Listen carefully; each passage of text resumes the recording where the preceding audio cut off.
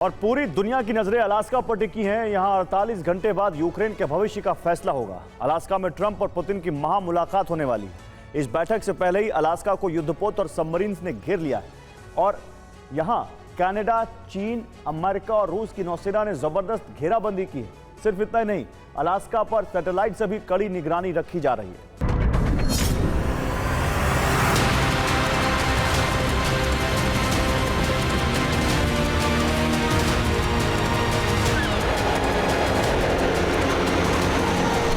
समंदर में सबमरीन हर गतिविधि पर नजर रख रही है।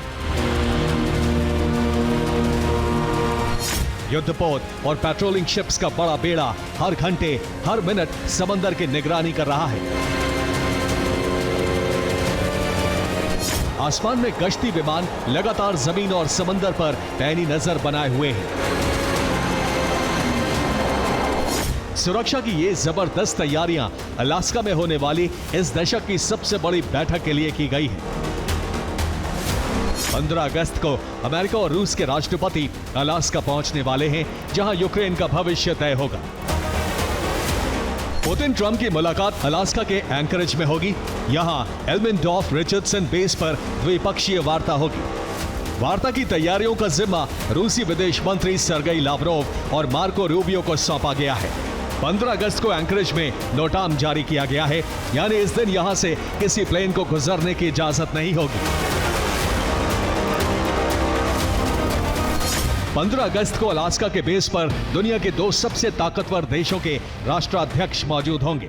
ऐसे में न सिर्फ इस बेस पर सुरक्षा लेयर कई गुना बढ़ा दी गई है, बल्कि समुद्री क्षेत्र पर भी नजर रखी जा रही है।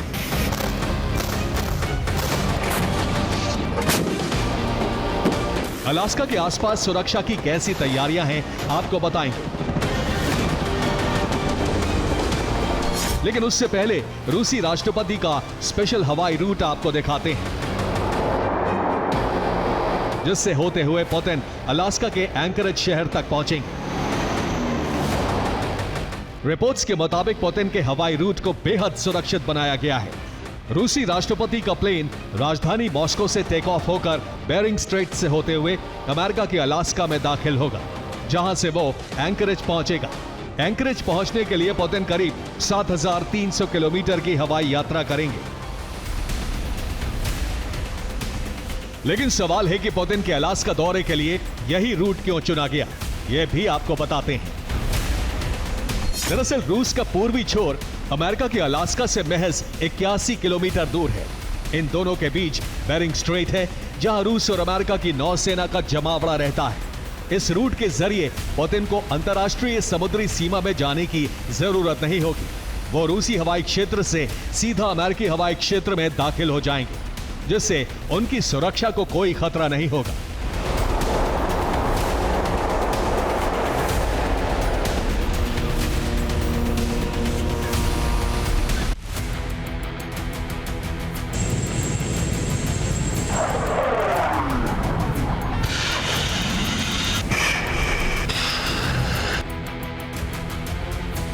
बीते कुछ महीने में ट्रंप पुतिन के बीच जबरदस्त तल्खी देखने को मिली है।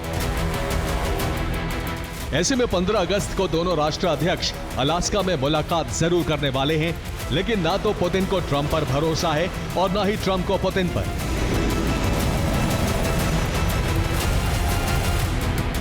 इन हालातों में दोनों ही देशों ने अपने अपने स्तर पर अलास्का के आसपास सुरक्षा के कड़े इंतजाम किए हैं।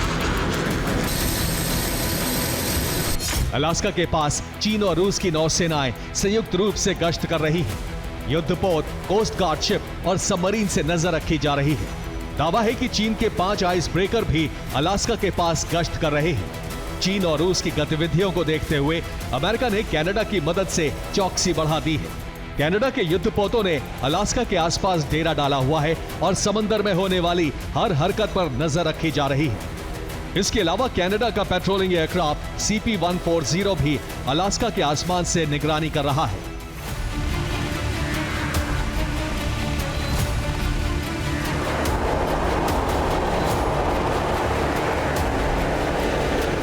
अलास्का के आसपास मौजूद चीन के आइस ब्रेकर की तस्वीर भी सामने आई है।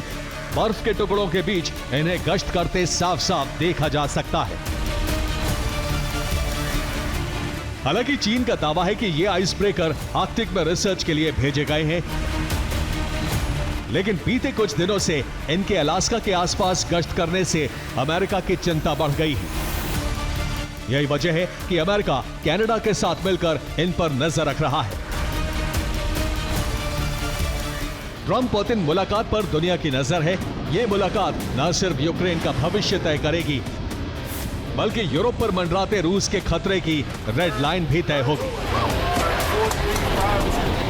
और ये सब होगा उसी अलास्का से जो कभी रूस का ही हिस्सा हुआ करता था। अलास्का लगभग 17,17,856 वर्ग किलोमीटर में फैला है। इसे कभी रूस का स्वर्ग कहा जाता था।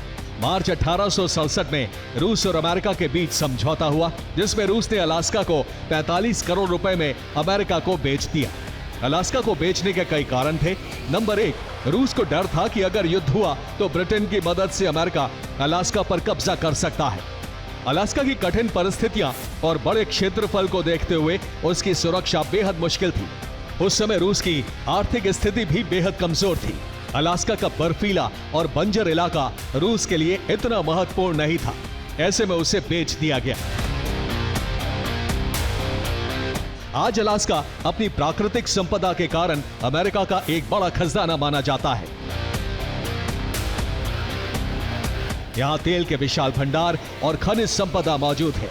ऐसे में रूस को आज इस सौदे पर बेहद पछतावा होता है।